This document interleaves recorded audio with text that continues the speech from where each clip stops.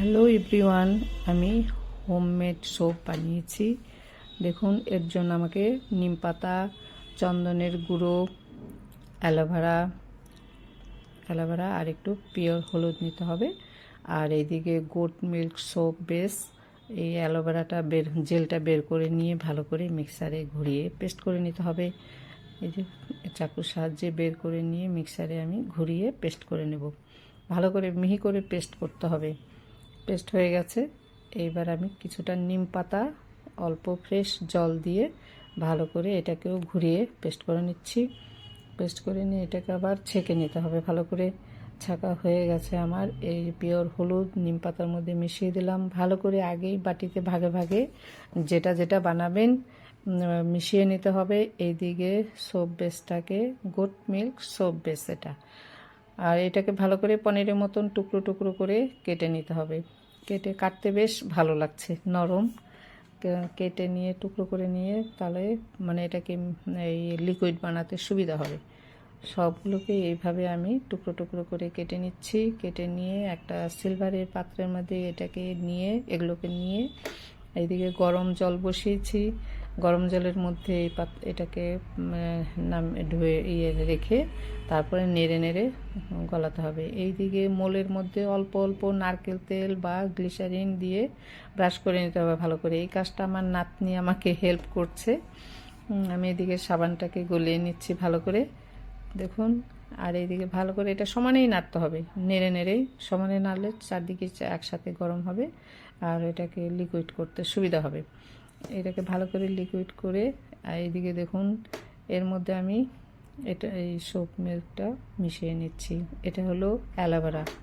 এর মধ্যে মিশিয়ে নিয়ে তারপরে আমি এর মধ্যে কিছুটা চন্দন দিয়েছি, ওটা স্কিপ হয়ে গেছে, চন্দন ঢেলে দিলাম। এর মধ্যে কিন্তু অল্প নারকেল তেল বা গ্লিসারিন সামান্য সামান্য করেই মেশাতে হবে, বেশি মেশালে সাবানটা নরম হয়ে যাবে। তারপরে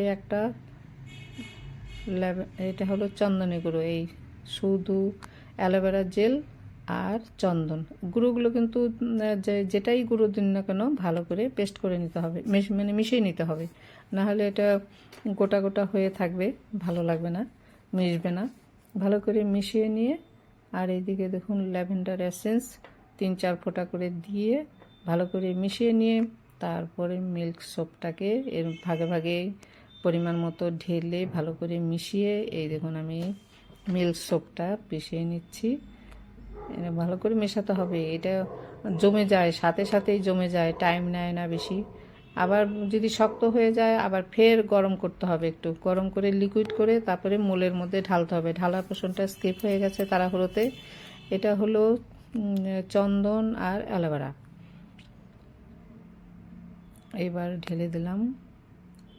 এই দেখুন, এটা শুধুই অ্যালোভেরা আর হলো গোট মিল্ক সোপ, একবারে সাদা ধবধবে। বাবলসগুলো ভেঙে দিতে হবে কিন্তু চামচ দিয়ে হালকা করে।